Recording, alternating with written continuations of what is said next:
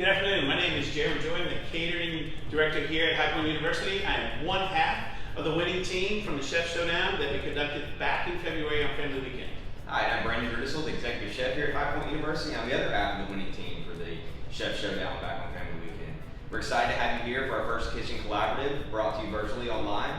And as said before, if there's anything you'd like to see, fill in the comments below. We'll be happy to try to bring it to you.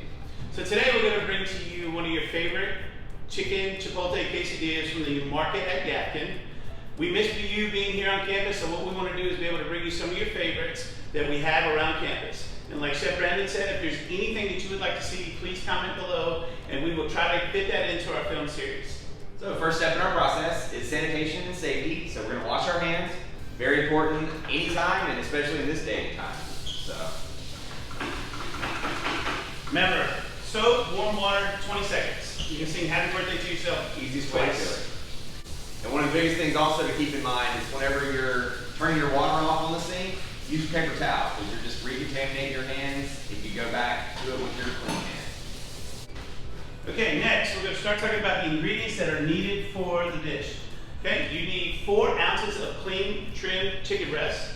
You also will need your ingredients for the marinade that we're going to start off with first. You got black pepper, chili powder, kosher salt, ground cumin, fresh garlic, fresh cilantro. So first thing I'm going to show you too is also, the chicken breast, easy enough to clean up. A lot of the time you can get pre-portioned chicken breast or the size that you need. You may just want to take a look once they're thawed, trim a little fat off the outside. Sometimes people enjoy the fat, others don't. So I recommend going ahead and trimming it off. So the other part of the process is the portobello mushroom. It's pretty easy to take your portobello mushroom, get it cleaned up. Usually do a nice dry rub off the outside of the top first. And then what we're going to do is take that stem, pop it out. Super easy, nothing crazy there. Take a spoon, you have all your gills on the inside. They just tend to make the mushroom a little grainier, so it's a better, it's a lot more palatable when it comes to the texture of the mushroom whenever you clean these guys out. The reason Brandon's using the mushroom is because it's a great substitute for a protein product. If you're a vegetarian, you can use the portobello mushrooms in the quesadilla instead of the chicken. So it's a great substitute. It cooks up well. It still has a good meaty texture to it when you're cooking it, and it's got a great bite to it when you get it inside the quesadilla. Yeah, it's very steak-like, that's for sure. So while he's doing that, I'm going to slide over here and I'm going to get a bowl for the marinade. Now, with the instructions that we sent you, you do have all the ingredients in front of you as well as each measurement that you need. So I don't have the measurement units with me, but with the magic of television, we're going to walk through this. So we have black pepper, we have the chili powder, kosher salt, cumin, fresh garlic, fresh cilantro, and the most important thing is you can find these in your grocery store are the chipotle peppers. These are what the can looks like when you get them. They're peppers in adobo sauce. And what you're going to do is you're going to take one of the peppers out and you're just going to crush it by hand. Now, we have gloves on, but I highly recommend that after you crush this pepper up, that you wash your hands, don't touch your face, they are hot. The hottest part of the pepper are the seeds. So as that's done, you gotta get a whisk. You gotta whisk all the ingredients together. You can also do this in a blender as well. Now, what we're gonna do to enhance the flavor of our marinade, we're gonna put some fresh lemon juice in there, or you can use concentrate if that's what you have. Be very careful when you cut. Squeeze about half of the lemon juice in there. Now, before you pour this over, I want you to save about 1/4 of a cup of the marinade, and I'm going to show you why later. And then have Chef Brandon marinate the rest of the chicken for us and the portobello mushrooms.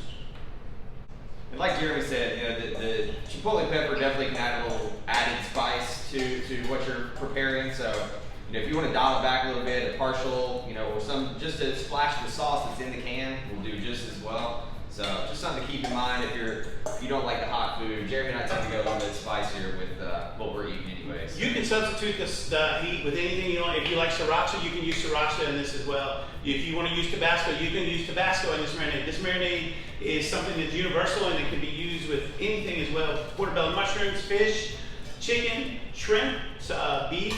So it's really good for all of us. And as Chef Brandon's doing, he's getting all of the ingredients fully lathered and coated in the marinade, and you want to soak those overnight. If you don't have it overnight, 4 or 5 hours is okay. You'll still get the flavor, just won't be as intense. So next step is going to be go ahead and get the chicken sauteed up. We do recommend, either way, we saute the chicken and then finish in the oven, or we can grill off, which both will work for the mushroom and the chicken. Mushroom, as far as sauteing, maybe not as good, but in the oven, cooking 10-15 minutes should be more than adequate. Same with the chicken, you're looking at probably 2 minutes each side, 350 degree oven, another 15 minutes, good to go. The grill will be around those same temperatures, about 3 to 5 minutes each side. We obviously what we want to look for is juices to run clear, and if you have a thermometer at home, 165, we'll make sure it's food safe. So things to keep in mind from a food safety standpoint, please. So we're gonna go ahead and get the pan started up over here. Might take a minute to heat up. We're gonna add about 3 to 4 tablespoons of oil to the pan for the chicken here. And we'll get this going. Just gonna get a little color, a little bit of the char in there. It's all flavor on the outside, so that's ideally what we're getting to, is trying to get as much flavor out of this chicken as we possibly can. And like I said before, the char grill is another great option for that. So just keep that in mind whenever you're starting to think about the process and how you're going to put this together. So while Chef Brandon's getting that ready to cook in the chicken in the pan, I'm going to go ahead and get our sheet pan ready for our portobello mushrooms that are going to go into the oven. Now you want to spray your pan with a little pan spray or grill spray, or you can use just a little bit of oil. As you put a little bit of oil down, just rub it on your pan. This way it prevents anything from sticking. We're going to take the portobello mushrooms that Chef Brandon marinated. We're going to get them on here. Got really good color on this marinade. That's what you want to look for. Vibrant, citrusy, got a lot of impactful flavors in there that's going to penetrate these mushrooms as they marinate and as they cook. I'm going to go ahead and pop these into the oven. Like Chef Brandon said, 8 to 10 minutes at about 325 degrees will be perfect for you. Let that little bit of oil down to help keep from sticking. We'll move it around just a little bit to help get a little bit more color onto the chicken. And all that color is flavor, so we're going to try to soak up as much of that as possible. Jeremy's got the sheet pan ready for me. Sheet pan is ready, Chef. So here in another second, we'll get the chicken flipped over. Same deal in the oven. Looking at, like I said before, about 15 minutes. Once again, if you have a thermometer, try to check out the temperature to be 165. It'll be about 15 seconds in that chicken fully inserted in order to get that temperature correct. So. Now, one of the things that you can start doing while your chicken is cooking in the oven, we're going to start getting the vegetable prep ready to go. So, in your ingredient list, we have medium onion, red and green peppers. So, with the start of that, and this is after you get your chicken in, you just want to cut down one side of your pepper.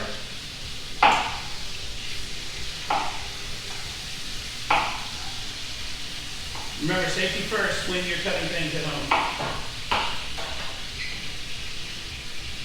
You're just going to do what we call a simple julienne on these peppers. The smell coming off this chicken is great. Oh, it smells wonderful. Makes us all real hungry in here. So. Smells wonderful, Chef.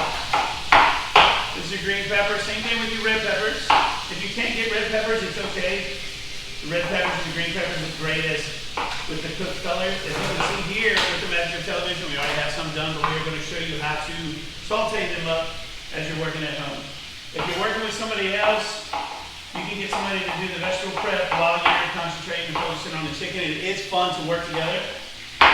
Chef Brandon and I work together every day. Obviously, we do a great job. We are the winning team. And you got to bring that up again. Yeah. Always have to bring it up again. I like to rub it in a little bit.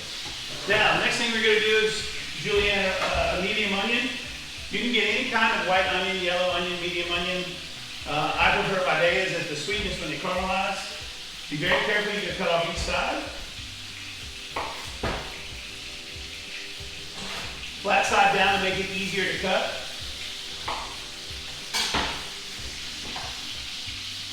Take the skin off the outside, and sometimes that first layer as well. Flat side down, fingers out of the way. Just gonna julienne this.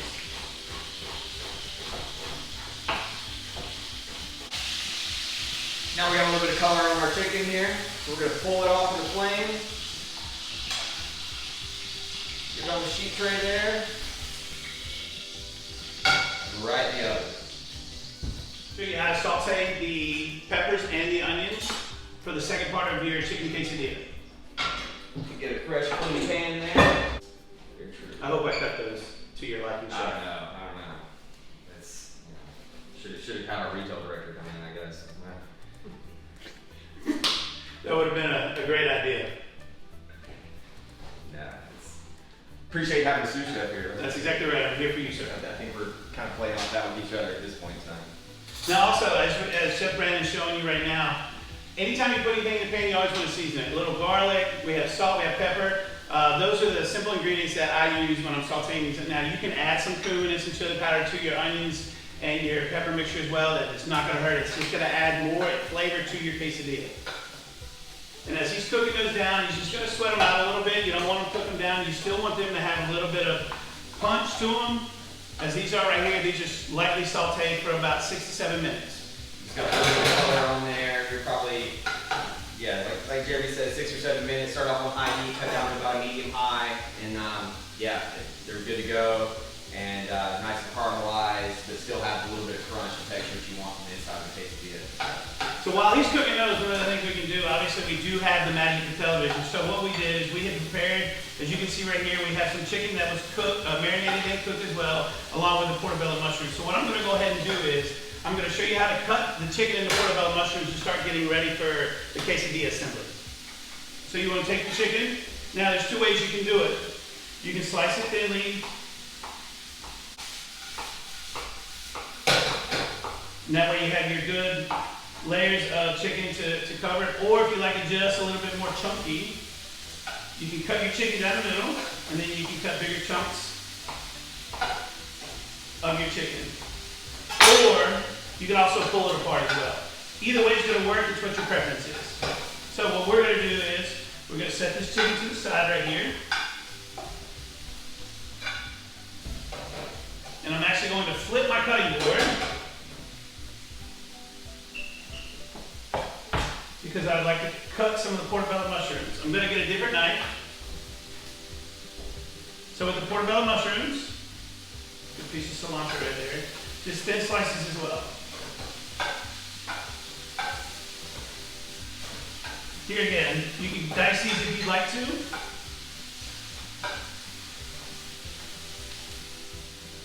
But these are simply ready to go now for your quesadilla assembly. As I told you before earlier, I told you to save some of the marinade. This marinade goes great with a little bit of sour cream. So if you want to take some sour cream that we have here, some cilantro, tomatoes there, a couple tablespoons of the sour cream, the marinade mix that we had, mix it up just a little bit, pour that into it. Mix it up. Got great color. It's going to have all the citrus from the fresh lemon juice that we added in there, the smokiness from the chipotle peppers, the fresh cilantro, the chili powder, and the cumin. This is going to make a great side. Let's just tie it all back together at the end too. You're marinating with the same thing that you're finishing with, so tie back together tends to make a full, complete dish for the end. You get that well mixed in, get all your ingredients incorporated into your sour cream. There we go. It's going to be the best sour cream you've ever made. Okay, so next thing we're going to do, as the chicken's cooked and your portobellos are cooked completely, as Chef Brandon's doing here, always wipe down your cutting board. You don't want any cross-contamination. But all the food that we have been using is cooked. The only cross-contamination that you could possibly do is if there's somebody who is very self-aware of not crossing over meat with portobello mushrooms, or a vegetarian who wants to make sure that they are staying away from any kind of protein whatsoever. So we got our 10-inch flour quesadillas, wraps and shells. Chef Brandon, if you want to start putting one together. Well, I like a lot of cheese, so we're gonna load it up. Cheese makes everything better. It's true. Just like butter. It's true. May not be the best for your heart, but it feels so good. Now, with cheese, you can use as much of this as you want. There's really no specific measurements for these ingredients. It all depends on your personal liking. Do you like peppers? Do you like the mushrooms? Do you like chicken? You want to get it spread out for the tortilla so you have every ingredient that you can in every possible bite. There we go. Chicken first. Looks good, I'm hungry. Getting there, getting there. And while Chef Brandon starts getting that one cooked, I'll go ahead and start putting the portobello one together. Extra cheese on top. A little extra cheese that helps hold it together and ain't gonna hurt. A little bit of oil in this guy so it don't stick. Going right in. Looks great. Got that good sizzle. Oh yeah. We'll let that sit for a minute before we add the other tortilla on top of it, just so it starts to. Now, another way that you can make these quesadillas, Chef Brandon did it, is we're gonna have a top and a bottom to it. Now, if you wanna make it easier for your cooking preference, we got some cheese, okay? The peppers, I'm gonna make the portobello one. This will make it just a little bit easier for you if you're having a problem with your flip. In the pan, as you'll see from Chef Brandon here in just a couple minutes. Portobello mushrooms, lay them in there, very nice. A little bit more cheese. It's never gonna hurt. And then what you simply do is just fold this in half. And then the same way that Brandon is doing right now, you would just put this inside your pan with the hot oil so it gets nice and golden brown on both sides. We're getting a little toasty on the bottom, so we're gonna take it. Ooh, a little more difficult than I thought. The forever. Good and golden brown. GDB. Golden brown delicious.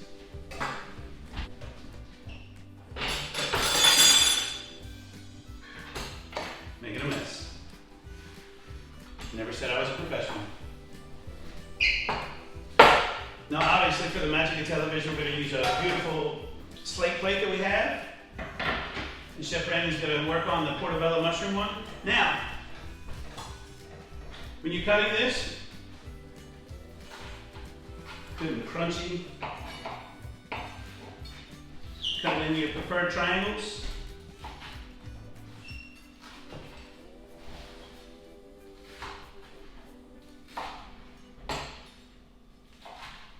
We'll use our knife for a little bit of a